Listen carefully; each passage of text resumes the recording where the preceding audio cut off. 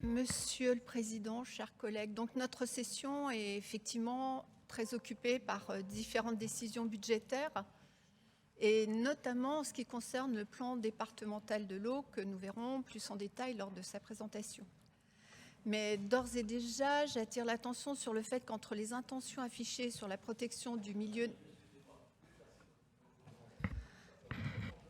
D'ores et déjà, j'attire l'attention sur le fait qu'entre les intentions affichées sur la protection du milieu naturel concernant les cours d'eau et la réalité des actions, il y a un décalage, n'en déplaise à Monsieur Dugourc.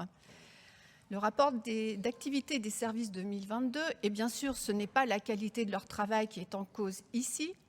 Donc, ce rapport nous montre qu'effectivement, cette démarche a porté pour un total d'environ 60 000 € dédiés au ruisseau de Caunes et à la Fédération de pêche. Qu'en sera-t-il pour 2023, alors que les cours d'eau ont subi la sécheresse, des épisodes caniculaires et le retour d'une très forte pluviométrie qui lessive les sols à certains endroits affectant les rivières? Par ailleurs, dans ce plan départemental de l'eau, vous réaffirmez une augmentation des besoins en eau d'ici 2050 de plus 1 à plus 7% des prélèvements référés à 2019. Or, il y a un cadre national avec le plan eau qui prévoit d'ici 2030, par rapport au prélèvement de 2019, de moins de 10%. La déclinaison territoriale de cette baisse a été affirmée d'ailleurs la semaine dernière lors du comité de bassin de l'agence Rhône-Méditerranée-Corse dans son plan d'adaptation au changement climatique 2024-2030, à savoir moins 16% de réduction des prélèvements pour les ménages, pas de réduction pour les usages agricoles, moins 15% de réduction pour les usages industriels. Vous comprendrez donc notre perplexité quant à cette différence d'objectif de prélèvement en eau entre votre plan et les préconisations nationales, d'une part, mais aussi plus régionales. Par ailleurs, la réduction des prélèvements pour les ménages passe par des gains de rendement de réseau, donc la chasse aux fuites d'une part, et par la sensibilisation aux usages économiques, aux usages économes de l'eau d'autre part. Or, ces mesures basiques n'apparaissent pas dans la délibération proposée. Nous le savons, l'entretien des réseaux doit être permanent. Alors, évidemment, il faut rappeler plusieurs choses. Ça a été trop longtemps délaissé dans ces décennies où la question de la ressource en eau ne se posait pas et où l'objectif était la perception des redevances pour des groupes en charge de la gestion de l'eau. D'ailleurs, ces redevances leur ont permis de se constituer une assise financière considérable, l'entretien régulier des réseaux ne rentrant évidemment pas dans les priorités de leur modèle économico-financier d'alors.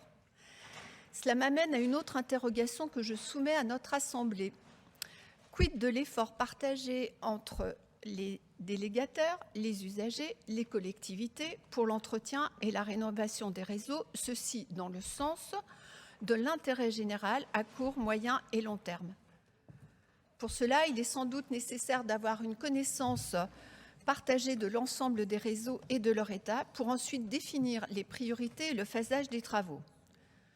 Globalement, nous savons que sur le plan de l'eau, en matière énergétique ou de prélèvement des ressources naturelles, ou encore sur le plan de nos consommations, la sobriété est un levier efficace pour l'adaptation au changement climatique, la préservation de la ressource en eau et la biodiversité. Toutes les études hydrologiques concernant l'impact du changement climatique sur la ressource en eau convergent. La ressource en eau douce converge. Ne représentant que 3% du volume d'eau planétaire, elle est de plus en plus fragilisée tout au long de son grand cycle. Ce grand cycle doit être pris en compte dans l'ensemble des politiques publiques de l'eau. Ces 3% d'eau douce, il convient de les préserver par tous les moyens. Cela passe par la préservation et la restauration des zones humides et des cours d'eau portés par les syndicats de rivières et les collectivités, notamment, et par la sobriété de ces usages. Alors certes, nous sommes soulagés de constater que les pluies de cet automne ont permis enfin de redonner corps aux rivières et aux cours d'eau, de recharger les nappes, de permettre l'hydratation des sols. Mais nous savons aussi que les épisodes caniculaires seront de plus en plus nombreux avec les sécheresses qui les accompagnent.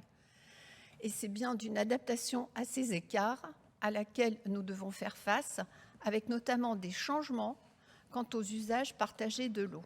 Et là, nous n'en sommes qu'au début du chantier.